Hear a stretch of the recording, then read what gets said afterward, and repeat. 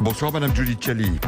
Oui, bonsoir. Merci d'être avec nous ce soir en direct sur Europe 1 pour revenir sur ce drame de la réserve de Kouré à 1 heure de route de la capitale de Niamey. Une réserve qui pointait dans une couleur plus proche du jaune que du rouge, qui était un des derniers lieux considérés comme pas trop dangereux, j'allais dire, au Niger. Ça veut dire aujourd'hui que dans cette grande zone sahélienne, il n'y a plus un seul sanctuaire qui échappe potentiellement au terrorisme. Malheureusement, oui, dans la mesure où il y a toujours une adaptation, évidemment, de tous les groupes armés, qu'ils soient criminels, trafiquants, terroristes. Dès qu'il y a une poche, je dirais, considérée et pratiquée par leurs cibles potentielles, eh bien, celle-ci va être rapidement investie. Donc, en fait, c'est un jeu de couleurs qui évolue en fonction aussi de l'évolution de la perception des brèches dans lesquelles ces groupes peuvent aller dès lors que il y a une opportunité d'action. Alors, il y a une enquête qui va être, puisque le parquet antiterroriste a été saisi, la DGSI va enquêter. Il y a des témoignages un petit peu contradictoires entre le côté embuscade préparée ou finalement très mauvaise rencontre. Est-ce que de votre côté, vous avez eu au Niger des témoignages qui viennent corroborer une thèse plutôt que l'autre? On est plus, a priori, mais encore une fois, l'enquête approfondie par les Nigériens autant que par les Français viendra identifier le mode opératoire et l'ensemble des éléments préexistants à cette attaque, mais on est plus sur une attaque qui serait programmée quand même, qui aurait été élaborée. Voilà. Ce qu'on sait, c'est que ces djihadistes circulaient avec une moto et un mode de circulation qui est interdit justement au Niger, enfin en tout cas un peu plus au nord, parce que justement considéré comme le mode de déplacement privilégié des terroristes.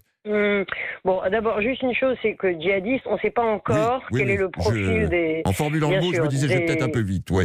Mais enfin, la France a été attaquée, il y a une victime qui a été égorgée. Certes. On trouve malheureusement des signaux qui nous rappellent ces actes les plus barbares. Certes. Et si le parquet antiterroriste se saisit, c'est pas forcément que l'acte a été identifié comme terroriste. C'est juste c'est arrivé dans plusieurs autres affaires, voilà. Donc, je tenais à faire cette précision.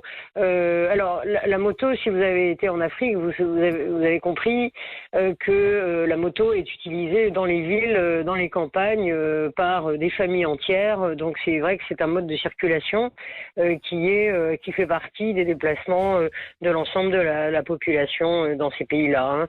Ensuite, je dirais que c'est un peu dérisoire, mais on peut comprendre pourquoi il y a eu ce type d'intervention. Parce qu'effectivement, en moto, on est beaucoup plus mobile, on est moins traçable, on est plus réactif à bouger, à emprunter des terrains plus compliqués à emprunter avec des 4x4 ou les véhicules qu'ils utilisent, les Toyota qu'ils utilisent généralement. Voilà, je ne crois pas que ça ait eu une incidence dans les motivations de certains groupes à vouloir cibler des Occidentaux.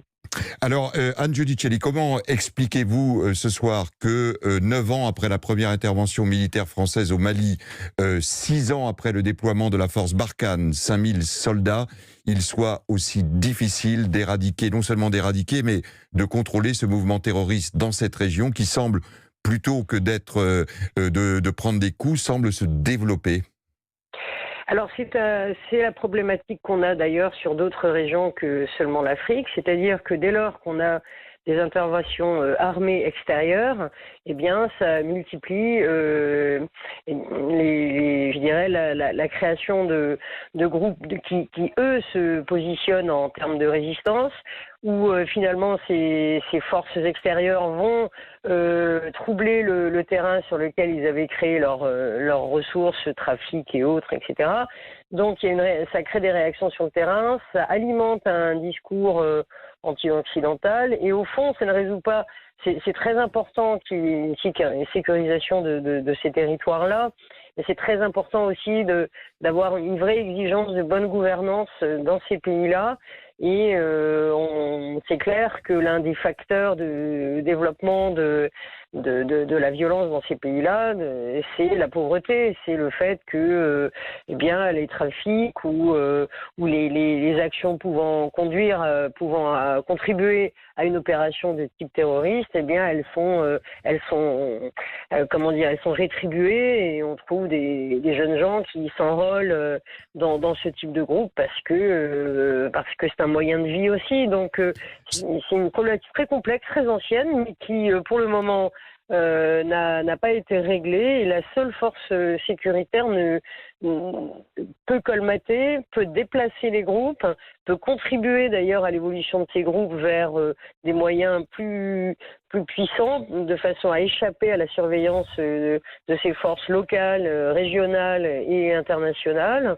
Mais en tout cas ne colmate pas ne règle pas le problème de fond. Voire même créer les conditions de son développement, en tout cas de son déplacement, parce qu'on avait le sentiment que les soldats français au Nord Mali avaient marqué des points très sérieux contre le terrorisme, et on voit qu'il se développe maintenant plus dans le sud. Il y a également visiblement, Anne Giudicelli, sur le terrain, une forme de bataille et de surenchère entre les affiliés à Al-Qaïda d'un côté et les affiliés à l'État islamique de l'autre. Est-ce que vous pouvez nous expliquer cette bataille qui joue sur le terrain, et en quoi justement elle donne un terreau supplémentaire au développement du terrorisme? Alors, juste sur le point, ce que vous souleviez en premier, effectivement, les actions qui ont été menées au Nord Mali ont déplacé les groupes, mais ne les ont pas anéantis. Il y a eu quelques succès sur des commandants, des lieutenants de certains groupes, etc. Mais de fait, ça déplace, ça dissémine, ça contribue à disséminer et à générer donc des alliances d'opportunités qui sont liées à un développement territorial. Par exemple, le Burkina longtemps a été épargné, et puis au fur et à mesure, des alliances sont créées sur le Burkina, considéré comme moins sécurisé, moins pris en charge par les forces nationales et internationales. Et donc, cette base arrière s'est finalement développée en front, avec des hommes recrutés sur le terrain. Il y a un groupe que vous n'avez pas cité, c'est aussi Boko Haram, qui tout à fait récemment a mis en place une espèce de filiale essentiellement constituée de Nigériens. Donc on parle beaucoup de l'État islamique avec le IGS, qui est la force, le Grand Sahara, qui est en concurrence, même si les hommes s'échangent entre eux avec le GSIM ex-Al-Qaïda. Bon, ce sont des groupes... Oui, on voit que c'est très mouvant, c'est par définition cette mouvance terroriste. En un mot, Anne Giudicelli, la réponse, elle n'est donc pas seulement militaire, elle est politique, plus de stabilité dans ces 5 pays du Sahel, et elle doit être sociale, sinon on n'y arrivera pas.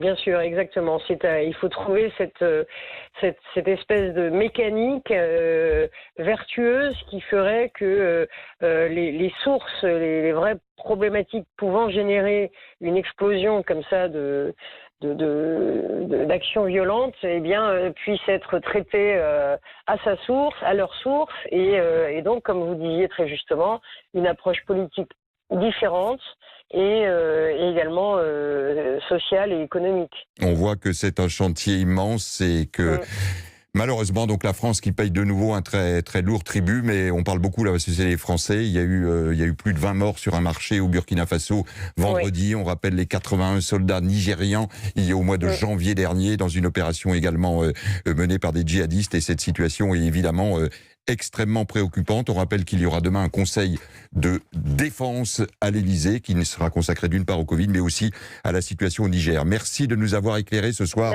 Anne Giudicelli. Je rappelle que vous avez fondé Terrorisque, cette agence spécialisée dans le terrorisme international.